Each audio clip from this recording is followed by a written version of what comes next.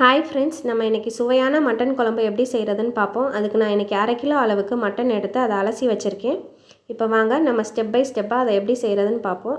நம்ம முதல்ல மட்டனை வேக வச்சுக்கணும். அதுக்காக குக்கர் அடுப்பில் காய வச்சுட்டு 2 ஸ்பூன் அளவு எண்ணெய் சேர்த்துட்டு நம்ம அலசி வச்சுருக்க மட்டன் அதில் சேர்த்துக்கோங்க. மட்டன் சேர்த்ததுக்கப்புறம் நம்ம 100 கிராம் அளவுக்கு சின்ன வெங்காயத்தை உரித்து இடித்து வச்சுருக்கோம். அந்த வெங்காயத்தை அதில் சேர்த்துக்கோங்க. வெங்காயம் சேர்த்த உடனே நம்ம கட் பண்ணி வச்சுருக்க தக்காளி அதில் சேர்த்துக்கோங்க. நான் இன்றைக்கி 2 தக்காளி கட் பண்ணி வச்சுருக்கேன். அந்த தக்காளியை சேர்த்துக்குவோம்.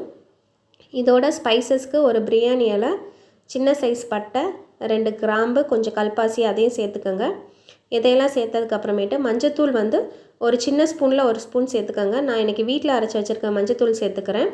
இதெல்லாம் சேர்த்ததுக்கப்புறமேட்டு நம்ம அரைச்சி வச்சுருக்க இஞ்சி பூண்டு பேஸ்ட் அது 2 ஸ்பூன் சேர்த்துக்கோங்க.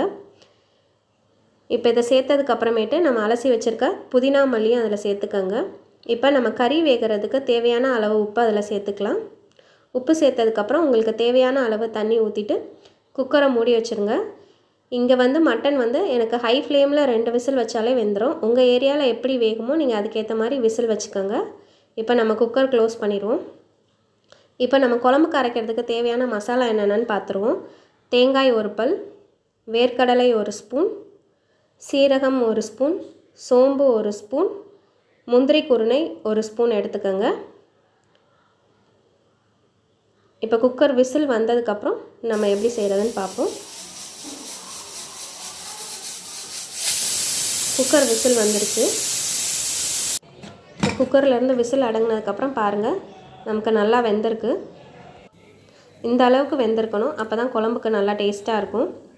இப்போ நம்ம குழம்பு செய்கிறதுக்கு தேவையான பாத்திரத்தை அடுப்பில் வச்சுட்டு எண்ணெய் ஊற்றினதுக்கப்புறம் நம்ம நறுக்கி வச்சுருக்க வெங்காயத்தை அதில் சேர்த்துக்குவோம். நான் இன்றைக்கி ஒரு பெரிய சைஸ் வெங்காயம் நறுக்கி வச்சுருக்கேன்.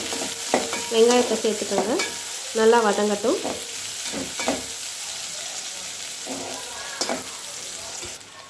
வதங்கினதுக்கப்புறம் நம்ம 1 ஸ்பூன் இஞ்சி பூண்டு பேஸ்ட் அதில் சேர்த்துக்குவோம். இப்போ நம்ம வீட்டில் அரைச்சி வச்சுருக்க குழம்பு மசால் பொடி 1 ஸ்பூன் சேர்த்துக்கலாம்.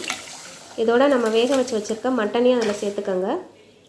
எல்லாத்தையும் சேர்ந்து நல்லா கலக்கி விடுங்க. நான் இன்றைக்கி உருளைக்கிழங்கு 2 உருளைக்கிழங்கு கட் பண்ணி வச்சுருக்கேன், அதை சேர்த்துக்கிறேன். மட்டன் குழம்புல உருளைக்கிழங்கு போட்டால் அது ரொம்ப ருசியாக இருக்கும். இப்போ குழம்புக்கு தேவையான அளவு உப்பு போட்டுக்கோங்க.